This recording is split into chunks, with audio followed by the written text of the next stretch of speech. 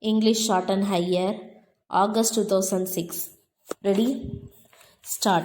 Sir, at the very outset, I would like to express my gratitude to the honorable members who have participated in this debate and who have given concrete suggestions.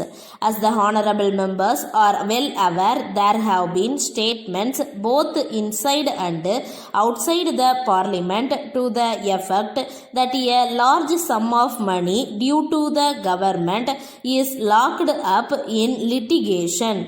As a matter of fact, it has also been stated in certain circles that the government are sleeping over the matter and that no serious action is being taken to collect those amounts. I would like to tell them that the government are taking drastic action to collect the amount due to the government. Sir, I would like to bring to the notice of the honorable members that a sum of rupees 1,400 crores is involved in the cases pending before the various high courts and a sum of rupees 700 crores is involved in the cases pending before the Supreme Court of India.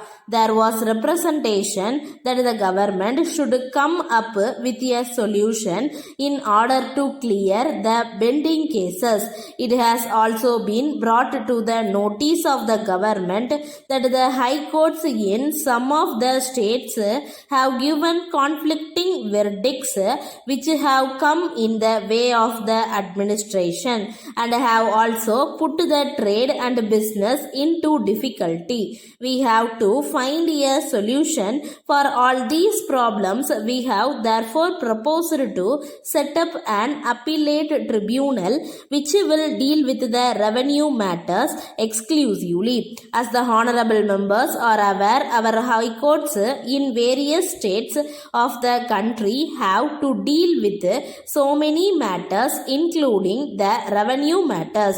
As such, they are not in a position to dispose of the cases coming before them within a short time. So, we have thought of coming before this house with this bill containing a proposal to set up an appellate tribunal. I therefore request all the honorable members to bear in mind the history that lies behind the setting up of the tribunal. In this connection, I want to tell the honorable members that this is a measure for speeding up justice. In fact, it will help trade and business as also the administration to ensure speedy disposal of cases which are pending for a long time in various high courts. Today, the resources have a vital role to play in our economy. They are required for our various developmental activities. As an honorable member rightly pointed out, if revenues which are due to the government and through the government to the nation are held up because of the pending cases before the courts, it will create difficulties. It has been brought to the notice of the government by members of parliament and even by people outside parliament that when businessmen go to the high courts, the revenue due to the government gets locked up. As such, the government will have to come up with a definite solution. Sir, if you take into consideration all these aspects, you will realize that it is in the interest of trade as also the administration to have a tribunal exclusively dealing with revenue matters. With this objectives in the mind, we have come up with this bill for setting up a tribunal. I appreciate the concern expressed by an honorable member that we should come up with clear legislation and there should not be any deficiency. I admire this thorough knowledge about constitutional points. I assure him that our law ministry has taken care of this. Letter dated 2nd December 2005 from John and Brothers to Messrs. Smith and Sons, Patel Road, Chennai. Dear sirs, we are in receipt of your letter of 20th November. We invite your attention to our letters in the matter of settlement of our claims for the damages sustained by our goods during transport.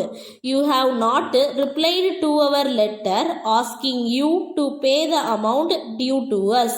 Your local representative delivered the goods in a damaged condition during the month of October, and as you will observe from the certificates, he examined only some items but left the other items unchecked. He also inspected the goods and stated that he would send a report to your company. We had to prepare a list of all damaged goods together with their estimated value and prefer a claim at your local office in Bangalore before sending a notice through our lawyers. Even though we had asked your company to come and inspect the goods within a fortnight, no action has been taken in the matter. In the circumstances, it was presumed that the company had no intention to conduct an inspection of the damaged goods, and therefore in all fairness it was hoped that the company had accepted our claim for the damages.